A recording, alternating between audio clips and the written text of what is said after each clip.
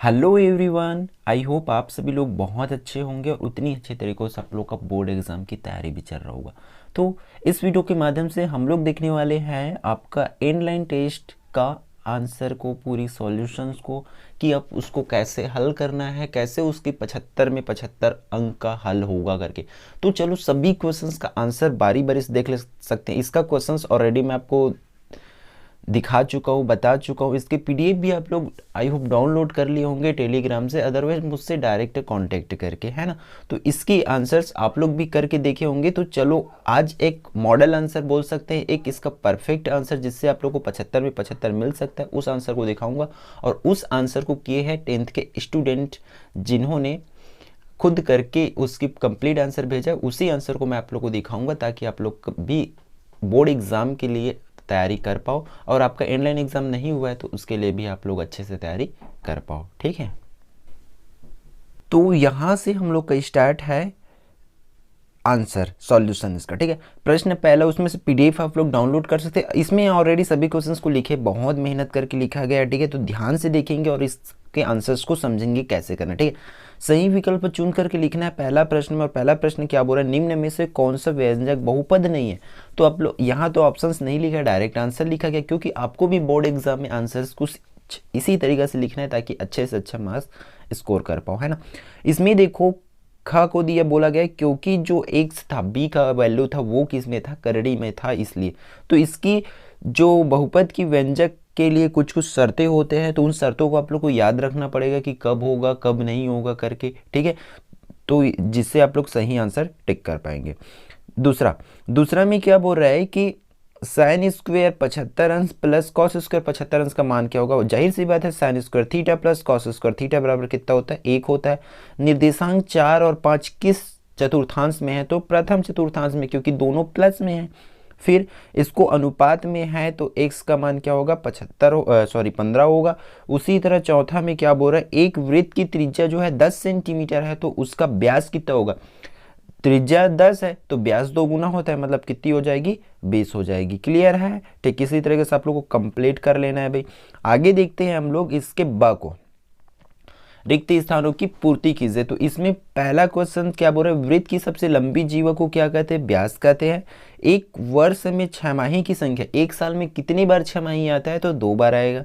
ठीक है, समांतर श्रेणी के दो क्रमागत पदों का अंतर को ही क्या कहते हैं, सर्वांतर कहते हैं, जिसे डी से दर्शाते हैं, याद रखेंगे। ठीक है, एक घनाभ में कोरों की संख्या कितना होती है, 12 होती है। तो आपको शीर्षों की संख्या, फलक की संख्या, आकाशीय विकर्ण, पृष्ठीय विकर्ण, कुल विकर्ण, ये सभी चीज आपको याद होना चाहिए। ठीक है, जितना भी चीज मैं बोला हूँ जा करके ढूंढ लो अभी और लिख के रख लो भाई। ठीक, sine square theta plus cos square theta का मान क्या होगा, पहले भी आया था ये, अभी भी आया है, 1 होगा। ठीक ठीक, अगला देख लेते हैं। इसके स को सत्य असत्य पहचानना है हम लोग को। ठीक है, बहुत ध्यान से देखेंगे आप लोग को, क्योंकि बोर्ड एग्जाम आने वाले हैं और आपको इसमें अच्छे से अच्छा नंबर स्कोर करना है। ठीक है, आवर्ती जमा खाता में राशि प्रति माह जमा की जाती है। ठीक है, तो सत्य है भाई, आवर्ती जमा खाता में प्रति महीने जमा करना होता है। आकृति का बड़ा करने के लिए स्केल गुणांक 1 से बड़ा होना चाहिए। हाँ, ये भी सही, अगर हम लोग को किसी आकृति को बड़ा करना है तो उतना ही थोड़ी ना लेंगे भाई, इसी का थोड़ा बहुत एक्स्ट्रा लेंगे, 1.5 गुना, 2 गुना, 3 गुना, ऐसे लिया जाएगा। ठीक है, क्लियर है, अगर बड़ा बनाना है तो। अब बात कर लेते हैं थर्ड क्वेश्चन का, द्विघात समीकरण में मूलों की संख्या कितनी होती है, 2 होती है बोल रही है। तो ये भी सत्य है, हाँ, इसमें मूलों की संख्या कितनी होती है, 2 होती है। हम लोग हल करेंगे तो। चौथा क्या बोल रहा है, tan 30 का मान 1 होता है, तो ये असत्य है। ठीक, आप लोग को टेबल कर लेना है इसको। पांचवा, यदि चतुर्भुज की चारों कोण समान हो तो प्रत्येक कोण 90 अंश का होगा, सत्य। ठीक है, तो आप लोग को इसी तरीके से कंप्लीट ध्यान से करना है और सभी का स्क्रीनशॉट ले सकते हैं ताकि आप लोग भी बोर्ड एग्जाम में अच्छे से कर पाओ, और आपका ऑनलाइन टेस्ट होने वाला है तब भी आप लोग अच्छे से कर पाओ। ठीक है, अगर प्रैक्टिस किए हो तो आंसर भी मैच करते चलिए। क्वेश्चन नंबर 2 को, ठीक है, जहां पर देख पा रहे हैं क्वेश्चंस भी लिखा गया है, बहुत मेहनत की है आंसर करने वाले। वर्ग समीकरण x का वर्ग माइनस 4x प्लस 2 का विविध कर ज्ञात कीजिए। ठीक ठीक है। इसका हम लोग को विविध कर ज्ञात करना, इसी को विभेदक भी बोल सकते थे हम लोग को, है ना। तो इसमें देखो क्या लिखना है, इसको लिख लोगे दिया है करके। अब समीकरण दिया है, फिर दिए गए समीकरण का जो समीकरण दिया है इसको x का वर्ग माइनस 4x प्लस 2 बराबर 0 की तुलना मानक वर्ग समीकरण, बहुत अच्छी चीज लिखी है, मानक वर्ग समीकरण ax का वर्ग प्लस bx प्लस c बराबर 0 से तुलना करने पर, मतलब से करने पर। तब हम लोग तुलना करेंगे तो हम लोग का a b और c का मान आएगा कैसे, देखो यहाँ से इस तरीका से होगा। a की जगह पे कितना है, देखो कुछ नहीं है मतलब 1, b की जगह पे कितनी है -4 और c की जगह पे 2 है, इसलिए ऐसा होगा, ठीक। फिर विभेदक का सूत्र, विभेदकर का सूत्र क्या होता है, d बराबर b का वर्ग माइनस 4ac, b का मान रखेंगे तो -4 का वर्ग कंप्लीट, इधर 4 दूनी 8 तो 16 में 8 जाएगा तो 8 बाकी रहेगा। अब यहीं से एक चीज की तैयारी और भी कर लो कि ये जो मूलों की प्रकृति होगा वो कैसा होगा। यहाँ पर देखो प्लस में आया है तो क्या होगा आप लोग कमेंट करके बताएंगे, ठीक है। क्वेश्चन नंबर 3 आपकी स्क्रीन पर है, क्या बोल रहा है, बिंदुओं 0, 8 तथा 6, 0 के बीच की दूरी ज्ञात कीजिए। आप लोग को अगर दूरी का याद नहीं आता तो समझ लीजिए यहीं से, क्योंकि हम लोग का रिवीजन भी हो रहा है, बोर्ड एग्जाम की तैयारी भी हो रहा है, इनलाइन टेस्ट का हम लोग देख रहे हैं मॉडल आंसर भी, ठीक है। यहाँ अब सबसे पहले लिख लो दिया है करके बिंदु को ए बी करके, इसमें पी क्यू लिया गया तो पी क्यू बिंदु करके लिख लो। उसके बाद उस यहाँ वाला को डालना, ठीक है। x1 बराबर 0, y1 बराबर 8। उसी तरह देखो ये x1 y1 x2 y2 होगा, इस वैल्यू को ध्यान रखेंगे। फिर हम लोग का सूत्र जानते हैं, दूरी का सूत्र क्या होता है, पी क्यू, यहाँ बिंदु को पी क्यू लिए हैं तो पी क्यू लिखेंगे। अगर हम लोग बिंदुओं को ए बी माने रहते तो ए बी बराबर लिखते हैं, ठीक है, याद रखेंगे सूत्र। फिर ये होता है, इसको याद रख लेंगे आप लोग, करड़ी x2 माइनस x1 पूरे का वर्ग प्लस y2 माइनस y1 पूरे का वर्ग। फिर इसी जो ऊपर में जितने भी वैल्यू हम लोग यहाँ पर निकाले उन सभी वैल्यूज को इस वाले फॉर्मूला में रख देंगे। क्लियर है, तो चलो आगे देखते हैं इसमें कैसे करना है, ठीक। यहाँ से अब देखो यहाँ डायरेक्ट क्या हुआ, वैल्यूज रख दिया गया है ना। जहाँ पर x2 था तो x2 की जगह पे 6 माइनस x1 तो 0, तो इसी तरीके से होगा कंप्लीट। 6 का वर्ग प्लस 8 का वर्ग, 6 का वर्ग 36 होगा। और इधर माइनस क्यों बाकी, क्योंकि बड़ा नंबर के सामने माइनस था इसलिए -8। देखो बहुत ध्यान से अच्छे से किए हैं, आपको जो सॉल्व किए उनको ऑल द बेस्ट। एग्जाम में भी आप लोग इसी तरीके से करें ताकि आपको पूरा में पूरा 75 आउट ऑफ 75 मिले, ठीक है। 36 प्लस 64 है तो इसको ऐड कर देंगे तो 100 होगा। और करड़ी 100 का जो मूल होता है 100 का मूल कितनी हो जाएगी, 10 हो जाएगी, इसलिए इकाई, ये इकाई जरूर लिखेंगे भाई, दूरी में इकाई जरूर लगता है, ठीक है, याद रखेंगे। अतः भी लिख सकते हैं, इसमें अतः भी लिख सकते हो कि अतः बिंदुओं के बीच की दूरी 10 इकाई होगा करके। क्लियर, वो ज़्यादा बेटर रहेगा हम लोग को कंप्लीट आंसर। क्वेश्चन नंबर 4 आपकी स्क्रीन पर है, देख पा रहे होंगे आप लोग। क्वेश्चन नंबर 4 क्या बोल रहा है, आंकड़े 25, 21, 23, 18, 20, 28, 24 का माध्यिका ज्ञात करना है। तो सबसे पहले क्या करते हैं, माध्यिका ज्ञात करने के लिए चाहे बहुलक ज्ञात करने के लिए हो, हम लोग को दिए गए आंकड़ों को क्या करते हैं, बढ़ते क्रम में लिख लेते हैं। तो बढ़ते क्रम में इस तरीके से आप लोग को कंप्लीट लिख लेना है। फिर पदों की संख्या, यहाँ n का मान कितनी है, सम क्या है, फिर 7 कितनी है, विषम है। तब विषम के लिए फॉर्मूला हम लोग का ये वाली हो जाएगी, सम के लिए अलग फॉर्मूला होती है, विषम के लिए अलग फॉर्मूला होती है। तो आप लोग याद रखेंगे फॉर्मूला में n+1 बटा में 2 वहाँ पद है, तो फिर n की जगह में कितना रख दिए, देखो 7 रख दिए, 7 + 1 बटा 2 मतलब 8 बटा 2 हो जाएगा। फिर 8 बटा 2 मतलब उसको कटाएंगे, 2 एकम 2, 2 चौकार, तो चौथा पद होगा। तो चौथा नंबर पे देखो कौन सा है, वही आंसर हो जाएगा। यहाँ देखेंगे इसमें तो ये पहला, दूसरा, तीसरा, चौथा, तो यही हमारा क्या हो जाएगी, आंसर हो जाएगी। यहाँ आप लोग देख पा रहे होंगे, ठीक है। फिर अतः माध्यिका कितनी होगी, 23 होगी करके आप लोग को ऐसे लिख लेना है। क्लियर, ठीक। अगला क्वेश्चन देखते हैं, क्वेश्चन नंबर 5 को वीडियो को लाइक जरूर करेंगे ताकि बाकी बच्चे भी इसका बेनिफिट ले पाए और सभी लोग तक ये पहुंच पाए। लाइक शेयर जरूर करेंगे भाई, ठीक है। 5वां, यदि बहुपद p ऑफ x बराबर कितना दिया हुआ है, 2x का वर्ग माइनस 2x प्लस 4 हो तो p ऑफ 1 और p ऑफ 2 का मान ज्ञात कीजिए। दिया है p ऑफ x, ठीक है, 2x का वर्ग माइनस 2x प्लस 4, ठीक, इतनी दिया हुआ है। अब इसमें हम लोग को क्या क्या निकालना है, p ऑफ 1 निकालना है और p ऑफ 0 का मान निकालना है। तो इस चीज को समझो आप लोग, जहां पर सबसे पहले अगर 1 निकालेंगे p ऑफ 1, तो जहां जहां पर x है वहां पर हम लोग को वैल्यू क्या पुट आउट करना पड़ेगा, 1 करना पड़ेगा। जैसे कि आप यहाँ पर देख पा रहे हैं, है ना। 2 जहाँ पर x है तो 1 लिख दिए है, यहाँ पर भी x है तो यहाँ पर भी 1 लिखे, है ना। फिर ये इस तरीके से हो जाएगा, 2 1 कम 2, 2 1 कम 2, तो 2 1 कम 2 होगा, इन दोनों का गुणा होगा 2, फिर ये 4, तो ये और ये कटेगा तो आंसर कितना आ रहा है, 4 आ रहा है, ठीक है। अतः P ऑफ 1 का मान 4 होगा करके। फिर सिमिलरली हम लोग को नीचे क्या निकालना पड़ेगा, P ऑफ 0 रखने पर, ठीक, तो जहाँ जहाँ P x है वहाँ पर 0 रखेंगे तो हम लोग का आंसर जो है कितनी आ जाएगी, 4 आएगी, ठीक है। अब बात कर लेते हैं क्वेश्चन नंबर 6 का। क्या बोल रहा है, 2 साइन 59 अंश बटा में cos 31 का मान ज्ञात कीजिए। इसको बहुत ध्यान से समझेगी भी, बहुत से बच्चे लोग को इसमें कंफ्यूजन है। मैं तो डायरेक्ट आंसर बताना आ जाता है मेरे को, ये कटेगा तो सिर्फ 2 आएगा, ऐसे बोलता हूँ डायरेक्ट, है ना, क्योंकि वो कटेगा ही कटेगा, फिक्स है। तो बट हम लोग को हल करके दिखाना रहेगा जब 2 नंबर में आएगा तो, है ना। तो इसको ध्यान से समझो आप लोग, 2 है तो 2 तो लिख लेना है आप लोग को। अब इस तरीके से लिखेंगे, फिर अब जो छोटा नंबर है उसको चेंज कर सकते हो, जैसे कि नीचे वाले को हम लोग चेंज कर सकते हैं, बड़ा किसी को भी चेंज कर सकते हो, कोई दिक्कत नहीं है। बट देखो किस तरीके से चेंज होता है, देखो साइन 59 अंश को हम लोग इस तरीके से भी लिख सकते हैं, 90 में 31 जाएगा तो उतना ही बाकी रहेगा, तो उसको इस तरीके से भी लिख सकते हैं। फिर वो 990 माइनस थीटा का क्या होता है, कॉस थीटा, इसलिए कॉस 31 अंश हुआ, तो कॉस और कॉस कटेगा तो बाकी रहेगा 2, वही हमारा आंसर हो जाएगा। क्लियर, ठीक। और त्रिकोणमिति में एक चीज और याद रखना, जो बहुत अच्छे से यहाँ पर शो किए हैं हल करने वाले, इसको मैं नहीं किया हूँ, क्योंकि इसलिए मैं बोल रहा हूँ हल करने वाले करके, इसका सॉल्यूशन मैं नहीं किया हूँ, ये ग्रुप के द्वारा, हमारे व्हाट्सएप ग्रुप के द्वारा थ्रू हेल्प आया है, ठीक है, इसलिए मैं नहीं किया हूँ, तो इसलिए करने वाले का तारीफ हो रहा है ना, याद रखेंगे। और मैं इसको पूरी तरीके से अच्छी आंसर्स मानता हूँ, क्योंकि बहुत अच्छे से किए हैं इनको। और इसी तरीके से आप लोग को बोर्ड एग्जाम में करना है। कुछ कुछ चीज़ें और है, जैसे ऐड कर सकते हैं आप लोग, अतः वगैरह, अतः ऐड कर सकते हैं, ठीक है। इन चीज़ों को ध्यान में रखेंगे, बाकी बहुत चीज़, सभी काम बहुत अच्छे से हुआ है। क्वेश्चन नंबर 7 आपकी स्क्रीन पर है, 14 सेंटीमीटर व्यास वाले अर्धगोले का संपूर्ण पृष्ठ ज्ञात कीजिए, ठीक है। ये जो इनलाइन टेस्ट है कहीं ना कहीं से बोर्ड एग्जाम के पॉइंट ऑफ व्यू से बना है, बाकी डिस्ट्रिक्ट अगर आपके पास होगा इनलाइन टेस्ट क्वेश्चन पेपर तो मुझे सेंड करेंगे, ताकि मैं उसका आंसर आप लोग को बता पाऊँ, जिससे आप लोग का तैयारी उस इनलाइन टेस्ट से हो पाए, ठीक है। याद रखेंगे आप लोग ध्यान से कि अगर आपके पास किसी भी सब्जेक्ट का इनलाइन क्वेश्चन पेपर है तो मुझे सेंड करें, उसका आंसर्स मैं आप लोग को बताऊंगा वीडियो के माध्यम से, ठीक है।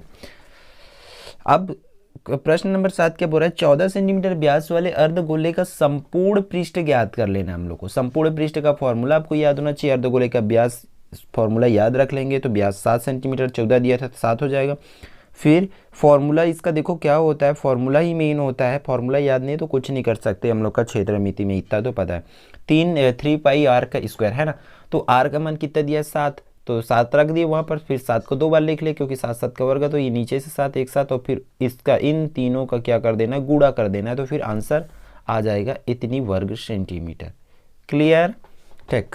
क्वेश्चन नंबर 8 हम लोग का अब यहाँ से 3 मतलब 7 से 3 नंबर स्टार्ट हो गया है ना, याद रखेंगे मॉडल पेपर के थ्रू ही जैसे ही उसमें रहता है वैसे ही हुआ है। वर्ग समीकरण 9x का वर्ग प्लस 7x माइनस 2 को सूत्र की सहायता से हल करना है, तो हम लोग इसको कैसे कर सकते हैं भाई, सूत्र की सहायता से मतलब सूत्र विधि से हल करना पड़ेगा, श्रीधराचार्य विधि का यूज करना पड़ेगा यहाँ। सबसे पहले इस चीज को तो लिखेंगे आप लोग, समीकरण की तुलना किससे करना है, मानक वर्ग समीकरण ax का वर्ग प्लस bx प्लस c बराबर 0 से करने पर, तो हम लोग को क्या चीज मिल जाएगी, ये सभी चीजें मिल जाएगी, ठीक है। ए बी का मान मिलेगा, फिर ये सूत्र हम लोग को पता होना चाहिए, हम जानते हैं सूत्र करके, ठीक है। सभी का वैल्यू, सभी वैल्यूज को इधर रखते जाएंगे इस सूत्र में, फिर हम लोग का जो आंसर है आ जाएगा, इस तरीके से आएगा। फिर देखो यहाँ पर क्या हो रहा है, एक बार प्लस और एक बार माइनस ही लेना है, क्यों, क्योंकि यहाँ आप तो देख पा रहे दो साइन है, तो एक साइड एक बार प्लस लिया गया और एक बार माइनस लिया, फिर कंप्लीट आंसर होगा इसका। क्लियर है। क्वेश्चन नंबर 9 देखते हैं, समांतर श्रेणी 100 70 40 का 11वां पद ज्ञात कीजिए। तो दिया है प्रथम पद a बराबर 100 है, इसका सर्वांतर फाइंड आउट करेंगे, तो सर्वांतर मतलब द्वितीय पद माइनस प्रथम पद करेंगे, तो 70 में हम लोग किसको घटा सकते हैं, मतलब जस्ट आगे वाला, या तो 40 में 70 घटाओ या 70 में 100 घटा दो, आंसर आ जाएगा। तो यहाँ पर देखो 70 में 100 घटाया गया है तो माइनस 30 आया है, ठीक है। तो इसको ऐसे बॉक्स में भी रख सकते हैं आप लोग। सूत्र समांतर श्रेणी का nवां पद का सूत्र ये होता है, तो हम लोग को 11वां पद निकालना है ना। तो देखो यहाँ पर T11 बराबर कितना हो रहा है 100, ए का मान रखना है तो a प्लस इतना होगा, एन की जगह में 11 माइनस और डी की जगह पे 30, इस तरीके से होगा। फिर देखो यहाँ 11 में एक जगह तो 10 हो जाएगा और ये -30 है तो 30, फिर इन दोनों का जब गुणा कर देंगे तो कितना हो जाएगा -300 और आंसर जो आएगा -200 आएगा। क्लियर है? इस तरीके से आप लोग अतः भी लिखेंगे, बहुत अच्छी आंसर है अभी। क्वेश्चन नंबर 10वां देखते हैं, ये भी 3 नंबर का एक क्वेश्चन है हमारा। निम्न सारणी से माध्यिका की गणना करना है हम लोग को, माध्यिका निकाल लेना है इस टेबल से।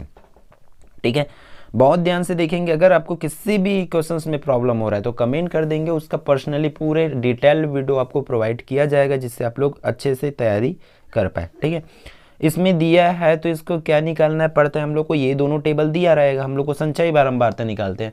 तो संचयी बारंबारता निकालने का जो ट्रिक है इस तरीके से होगा, ये 4 की 4 होगा, फिर इन दोनों को ऐड करके हम लोग यहाँ भेज देंगे, जैसे कि 4 और 8 ऐड होकर के 12 जाएगा, फिर 12 और 20 को ऐड करके ऐसे 22 हो जाएगा, 22 और 12 को ऐड करेंगे तो 34, 34 और 16 को ऐड करेंगे तो 50, इस तरीके से। तो जो ये होती है लास्ट वाली मान होती है वो एन की मान होती है, जैसे यहाँ पर देख पा रहे होंगे आप लोग नीचे कि यहाँ पर एन बराबर 50, अर्थात हम लोग का इसका क्या निकालना रहता है, माध्यिका अंक निकालते हैं इसमें, है ना, याद रखेंगे माध्यिका।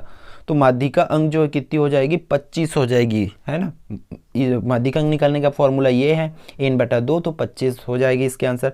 फिर अतः माध्यिका वर्ग 30 40 है जिसकी संचयी बारंबारता 34 है। मतलब आप लोग इसमें ढूंढो कि 25 से जस्ट बड़ा नंबर कौन से है ना। माध्यिका अंक कितना है अब इस वाले लाइन पे, ठीक है, यहाँ पर 25 से जस्ट बड़ा नंबर कौन सा है, तो 25 से जस्ट बड़ा नंबर कौन सा है 34 है, जो कि अब इसी का ही हम लोग का पूरा खेल है, इस वाले रो का। तो इसलिए यहाँ पर लिखे माध्यिका वर्ग 30 से 40 होगा जिसकी संचयी बारंबारता कितनी है बोल रहा है 34 है करके लिखा है ना यहाँ पर नीचे। ठीक है, इसकी आगे के आंसर देख लेते हैं, आपको इसलिए ऐसा निकाल लेना है, एल का मान एन का मान सभी का मान को लिख लोगे। फिर सभी चीज़ को मैं बता देता हूँ आप लोग को कि कौन सी एफ होगा कौन एफ लेंगे, है ना, सभी चीज़ को आप लोग ध्यान में रखेंगे। तो टेबल से ही मैं इसका आंसर कंप्लीट आंसर बता देता हूँ। ये जो होगी एफ होगी, यहाँ से L1 होगा ये, ठीक, एल का मान होगा, और ये जो होगी सी एफ की मान होगी जो संचयी बारंबारता होगी वो, तो उसकी सभी का वैल्यूज़ को आप लोग रखेंगे इसमें, फिर आंसर आएगा। एच मतलब जो हम लोग का अंतर है वहाँ पर उसको निकाल लेंगे। तो इस तरीके से कंप्लीट इसको हल कर लेना है, ठीक है, सभी वैल्यूज़ को। क्वेश्चन नंबर 11वां से क्या अथवा स्टार्ट हो जाता है जो कि 4 नंबर का रहेगा। ठीक, थेल्स प्रमेय लिखिए हम सिद्ध करना है हम लोग को। तो सबसे पहले थेल्स प्रमेय लिख लेना है। ठीक है, कथन इस प्रकार से लिखोगे, किसी त्रिभुज की एक भुजा की समांतर रेखा खींचा जाए तो वह त्रिभुज की शेष भुजाओं को समान अनुपात में प्रतिच्छेद करती है। तो दिया इस तरीका से हम लोग को समान करके, ठीक है, तो इसको कंप्लीट ऐसे ही सिद्ध करेंगे। आपको इसकी रचना भी इसी तरीका से करना है, कंप्लीट करेंगे। ठीक है, देखो बहुत अच्छी बात है कि इसमें अथवा भी आप लोग को मिल रहा है जिससे आप लोग एग्जाम में अच्छे से स्कोर कर पाओ। सिद्ध कीजिए कि बाह्य बिंदु से एक वृत्त पर खींची गई स्पर्श रेखाओं की लंबाई जो है बराबर होती है। तो इसकी कथन सबसे पहले लिख लेना है आप लोग कि बाह्य बिंदु से एक वृत्त पर खींची गई स्पर्श रेखाओं की लंबाई बराबर होती है। फिर इसमें दिया करके लिखना है हम लोग को AP और PQ। ठीक है, इसको ध्यान से देखेंगे आप लोग, अच्छे से ही कर लेना है। ठीक,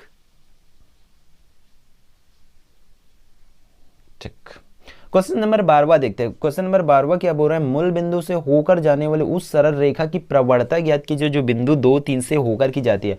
तो आपको प्रवणता का सूत्र याद रहेगा तभी आप कर पाएंगे, अन्यथा नहीं कर पाएंगे। और इसमें 2 तरह का क्वेश्चन आते हैं, ध्यान रखना। इसमें मूल बिंदु से बोला गया है तो क्वेश्चन ऐसे भी बोल सकता है, बिंदु से मूल बिंदु से होकर जाने वाली कोई बिंदु दे दिया रहेगा तो उसको ऐसे भी, अभी जस्ट उल्टा है ना, हम लोग को मूल बिंदु से इस जो बिंदु दिया उससे जाकर जाने वाली रेखा की प्रवणता निकालना है। तो जस्ट दोनों तरीका का क्वेश्चन याद आता है, याद रखना। तो मूल बिंदु 0 0 तथा जो बिंदु दिया है 2 3 से होकर जाती है तब x1 x2 का मान निकाल लेना है हम लोग को। तो ये जो पहला वैल्यू होगा x1 y1, ये दूसरा का x2 y2 होगा। तो इसलिए जो रेखा की प्रवणता का सूत्र m बराबर होती है, ये वाली सूत्र की याद रखेंगे, y2 माइनस y1 बटा में x2 माइनस x1 होता है। सभी वैल्यूज़ को आप लोग को रख लेना है बहुत अच्छे से ताकि बिना गलती के। ठीक है, y2 का मान 3 है, y1 का मान 0, x2 का मान 2 माइनस 0, तो इस तरीके से आंसर हो जाएगा कंप्लीट। क्लियर है। इसमें भी अथवा है, सिद्ध कीजिए कि चक्री चतुर्भुज के सम्मुख कोणों का योग 180 अंश होता है। तो इन सभी चीज का वीडियो आप लोग को मिल जाएगा, क्योंकि हम लोग का चैनल में इतने दिनों से गणित में ही काम किया जा रहा था, अभी बाकी विषय पे फोकस किया जा रहा है ताकि आप लोग का एग्जाम अच्छे से क्लियर हो पाए। और यदि आप ये देखना चाहते हैं कि गणित में अच्छे से अच्छा कैसे स्कोर करना है, या इंग्लिश में कैसे अच्छे से अच्छे स्कोर करना है, या हिंदी में कैसे अच्छे से अच्छा नंबर स्कोर कर सकते हो, तो तीनों विषय की जो रणनीति है ऑलरेडी अपलोडेड है। उन वीडियो को जरूर देखें, जिससे आप लोग को कुछ तो आइडिया मिलेगा कि कुछ छूट तो नहीं रहा है, हर एक पॉइंट का नंबर आपको समझ आ जाएगा कि कौन से नंबर के लिए कितने क्वेश्चंस को करना है, क्या क्या पढ़ना है, ये आप लोग आसानी से समझ पाएंगे। ठीक है, तो वीडियो को अभी से लाइक करो भाई, सभी लोग, जितने व्यूज उतनी लाइक आती है तो अच्छी लगती है। एटलीस्ट एवरेज लाइक तो होना ही चाहिए ना, 100 लाइक का टारगेट है तो 100 लाइक एटलीस्ट कर दीजिए, इतने बच्चे हो, है ना। आप लोग वीडियोस देखते बहुत लोग हो बट लाइक कम कर रहे हो, है ना। तो लाइक्स जरूर किया करें ताकि मुझे मोटिवेशन मिलती रहे आप लोगों के लिए काम करने के लिए। ठीक, क्वेश्चन नंबर 13 देखते हैं। एक बेलन की आधार की परिधि 88 सेंटीमीटर है, बेलन का आयतन ज्ञात कीजिए। आप लोग इसी तरीके से बोर्ड एग्जाम में भी आएगा, सिमिलर क्वेश्चंस आएंगे इसके आगे पीछे। जैसे कि यहाँ पर 88 दे दिया तो मान के चलो वहाँ 44 दे दिया हो, इसी टाइप का ही क्वेश्चंस आएगा आप लोग का बोर्ड एग्जाम में। ठीक है, याद रखेंगे, इसलिए बहुत ध्यान से समझो सभी चीज़ों को। बेलन की आधार की परिधि 88 सेंटीमीटर है, ऊंचाई 10 सेंटीमीटर दिया है, तब आयतन हम लोग को निकालना है। इतनी चीज़ों को कर लेना है जिससे आप लोग का एक नंबर फिक्स हो पाएगा इसमें। बेलन की परिधि दिया है 88 सेंटीमीटर, तो परिधि को हम लोग इस तरीके से लिखते हैं 2 पाई r बराबर 88 हो जाएगा।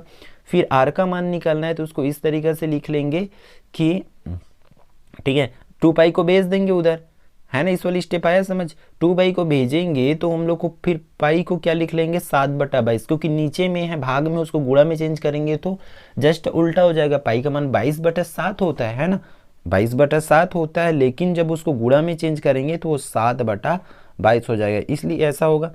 फिर आप लोग का 22 से कम 22, 22 दूनी 44, 22 चौक 88 हो जाएगा। तो ऊपर में ऐसा 4 बाकी रहेगा और इधर 7 है, इस 7 को लिख लिए और नीचे में 2 बाकी रहेगा। क्लियर, ठीक, समझो। जब अब ऊपर ऊपर का गुणा कर लोगे इस तरीके से तो 7 चौक 28/2, मतलब r की जो मान है 14 आएगी। ठीक है, अब बेलन का आयतन निकालना है और बेलन के आयतन की जो सूत्र होती है पाई r² h होती है। ठीक, तो इस तरीके से पाई का मान रख लिए, r का मान रख लिए, h का मान रख लिए, तो कंप्लीट आंसर आप लोग का आ जाएगा। ठीक है, अथवा को लिख लेंगे। अथवा में इसको भी दिया हुआ देखो, एक 35 सेंटीमीटर ऊंचाई वाले बेलनाकार जार में 11 लीटर जूस आता है, तो जार का व्यास ज्ञात कर लेना है हम लोग को। ठीक है, तो जार का व्यास ज्ञात करना है तो इस तरीके से करेंगे। आयतन हम लोग को पता है कि कितनी जूस आती है करके, ठीक है, तो उसको कंप्लीट इस तरीके से करेंगे। ठीक, क्वेश्चन नंबर 14, दी गई सारणी में समांतर माध्य ज्ञात कर लेना है। आप लोग को सारणी दिया हुआ इसी तरीका का बोर्ड एग्जाम में भी क्वेश्चन आएगा। ये जो बिलासपुर जिला के इनलाइन टेस्ट है वो सबसे बेस्ट टेस्ट लग रहा है मेरे को, क्योंकि ये जो है पूरे तरीका से हम लोग का सिलेबस के अकॉर्डिंग है, मतलब 30% रिड्यूस्ड सिलेबस पर ब्लूप्रिंट के अकॉर्डिंग छपा हुआ है। तो ये कहीं ना कहीं से बेस्ट टेस्ट है, इसलिए इसको सभी, आप किसी भी डिस्ट्रिक्ट से बिलोंग करते हो, आप कोई भी जिले से हो, इस क्वेश्चन पेपर को प्रैक्टिस जरूर करके जाओ ताकि आप लोग एग्जाम में अच्छे से अच्छे स्कोर कर पाओगे, है ना। ये आपको एग्जाम में स्कोर करने के लिए, अच्छे नंबर लाने के लिए बहुत हेल्प करेगा। ठीक है, सभी चीज़ों को आप लोग बहुत आसानी से कर सकोगे इसमें। क्वेश्चन नंबर 15, इसमें क्या दिया हुआ है, श्री राम ने, ये हम लोग का सावधि जमा खाते, तो इसमें थोड़ा समझने का कोशिश करो कि ब्याज जो है संयोजित क्या हो रहा है ना, क्योंकि इसमें 3 तरीका का क्वेश्चन आते हैं। ब्याज संयोजित तिमाही हो सकता है, छमाही हो सकता है, वार्षिक हो सकता है। तो इन चीज़ों को आप याद रखेंगे जिससे आप लोग एक करेक्ट आंसर कर पाएंगे, है ना। नियत तिथि पश्चात मिलने वाली धनराशि हम लोग को निकालना है, तो दिया करके लिख लेंगे आप लोग। मूलधन P बराबर 20,000 दिया हुआ है, समय जो दिया है 1 वर्ष, तो 1 वर्ष में कितना होता है 12 महीने, और उसको जब हम लोग छमाही में बदलेंगे, क्योंकि कितनी छमाही हो रहा है तो वो कितनी हो जाएगी 2 छमाही होगी। दर की बात करें तो छमाही को उसमें आधा कर दिया जाएगा, क्योंकि छमाही रहता है तब 2 से भाग कर देते हैं, और तिमाही रहता है तब 4 से भाग कर देते हैं। दर को याद रखना इस ट्रिक को, ठीक है। तो वो दर जो अब कितनी % हो जा रही है, 3% हो जा रही है, क्योंकि छमाही के हिसाब से, है ना। इसके बाद हम लोग का इसका सूत्र पता होना चाहिए। सावधि जमा खाता में ये होती है A बराबर P 1 + R/100 पूरे की पावर में कितना हो जाएगी N। तो P की मान जो है 20,000 दिया हुआ है, 1 का 1, R की मान 3 और n की मान है जो 2 है। तब यहाँ पर देखो इसको हल कर लेना है, कटेगा तो नहीं कहीं से, तो हल करेंगे तो पहले नीचे नीचे का गुणा होगा, तो इसके नीचे में कुछ नहीं है मतलब 1, तो 100 एक कम 100, फिर तिरा गुणा करेंगे तो इस 100 का इसके साथ गुणा होगा 3, तो 103 हो जाएगा ये इस तरीक़े से, ठीक है। फिर घात में 2 है तो इसलिए इसको 2 बार लिख ले। अब यहाँ से 0 और 0 को, यहाँ से 2 0 कटा तो यहाँ से 2 0 कटेगा, फिर यहाँ से 2 0 कटा तो यहाँ से 2 0 कट जाएगा, तो यहाँ पर सिर्फ कितनी बाकी रहेगी, 2 बाकी रहेगी, जिसे आप लोग इस तरीके से देख पा रहे हैं। फिर 103 और 103 का गुणा होगा तो आंसर हम लोग का आ जाएगा, ठीक है। तो इस तरीक़े से श्री राम को नियत तिथि के बाद धनराशि कितनी 21,218 रुपये प्राप्त होगी, ठीक है। यहाँ से उल्टी हो गई है थोड़ा सा, ठीक है, इसको देख लेंगे आप लोग, आप अपने मोबाइल को ही उल्टा करके देख लेंगे, क्योंकि इसमें रचना का पद आपको समझना पड़ेगा, बहुत अच्छी चीज़ है, इसको अच्छे से करोगे ही करोगे, ठीक है। बहुत मेहनत से आपके लिए बनाया गया है, तो वीडियो को लाइक ज़रूर करेंगे, ठीक है। अगर इसमें प्रॉब्लम हो तो इसका वीडियो ऑलरेडी अपलोडेड है चैनल पर, देख सकते हैं, ठीक है। क्वेश्चन नंबर उसको ये देखो, यहाँ से वेरी इंपॉर्टेंट क्वेश्चंस है बे, इसको क्वेश्चंस को समझो, इसको समझा देता हूँ क्योंकि बोर्ड एग्जाम के आने वाला है ना। देखो क्वेश्चन नंबर 17 में सिद्ध कीजिए कि करड़ी 1 minus cos theta upon 1 plus cos theta दे रहा है, इसको cosec theta minus cos theta हम लोग कॉट थीटा हम लोग को लाना है। तब देखो इस टाइप के क्वेश्चंस को मैं बता चुका हूँ कि कैसे करना है, 2 ही क्वेश्चंस है इस टाइप के, है ना। दोनों क्वेश्चंस को आप लोग को देख लेना बोर्ड एग्जाम के लिए, बहुत ईजी क्वेश्चंस है ये और इंपॉर्टेंट भी है, इसलिए बहुत ध्यान से समझेंगे आप लोग। लेफ्ट हैंड साइड लेंगे इतना, फिर हर का परमेयीकरण कर देना यहाँ से, मतलब हर का परमेयीकरण, देखो यहाँ हर में ये है 1 प्लस कॉस थीटा, तो परमेयीकरण इस तरीके से होता है, उसका जस्ट साइन को चेंज करके ऊपर नीचे में कर देते हैं गुणा, मतलब है ना, इस तरीके से 1 minus cos theta upon 1 minus cos theta लेंगे। क्यों ऐसा लिखने से मतलब ये कट जाएगा तो फिर से वैल्यू तो कोई चेंज नहीं हो रहा है, इसलिए ऐसा लिख सकते हैं। फिर देखो अब ऊपर का ऊपर गुणा होगा तो ये 1 माइनस कॉस थीटा का पावर हो जाएगा, नीचे नीचे में अलग अलग है, इस तरीके से होगा। अब ये देखो इस तरीके से एक 1 प्लस ए प्लस बी और ए माइनस बी है, इस वाले की बात कर रहा हूँ, ए प्लस बी और एक ब्रैकेट में क्या है a माइनस बी है, तो आपको इसको ध्यान में रख करके क्या हो जाएगा, इसका a का वर्ग और b का वर्ग हो जाएगा, ठीक है। इसी तरीके से इसको कंप्लीट करोगे अच्छे से, ठीक है। चक अगर प्रॉब्लम हो तो डायरेक्ट कांटेक्ट कर सकते, बता सकते हैं। क्वेश्चन नंबर 18 का देख सकते हैं इसमें, ठीक है, प्रूफ करने वाला है, तो आपको इसको इसी तरीके से प्रूफ करना है। देखो इतना इजी आया है इसमें, ठीक है, और इसी तरीके से आएगा क्योंकि इस बार बहुत सी स्कूलों में एग्ज़ाम मतलब उसका बोर्ड एग्ज़ाम के लायक पढ़ाई नहीं हो पाया है कहीं ना कहीं से, तो क्वेश्चंस जो है इजी आएगा, असाइनमेंट्स के क्वेश्चंस के लेवल का ही आएगा। और इसी तरह इसको इसलिए मैं इसका हल बताया, इसलिए बच्चे लोगों से इसका हल बनवाया, ताकि आप लोग को इसी तरीके से तैयारी करने में, और इसी तरह ये एक मॉडल आंसर आपको इसी तरीके से प्रेजेंट करोगे तो अच्छी नंबर मिलेगा बोर्ड एग्जाम में, ठीक है।